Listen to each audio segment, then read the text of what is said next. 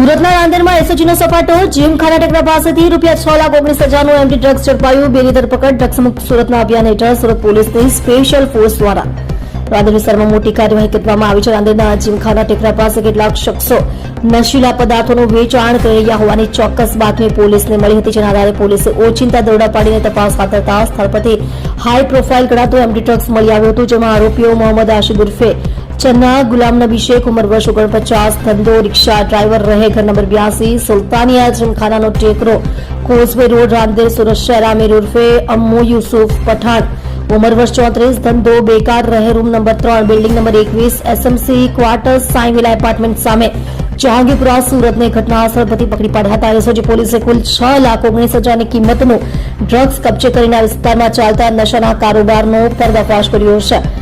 છૂટકમાં drugs વેચતા હોવાની કબૂલાત. પોલીસે આ મામલે સ્થળ પરથી મોહમ્મદ શેખ અને આમિર પઠાણ નામના 2 શખ્સોને દબોચી લીધા છે.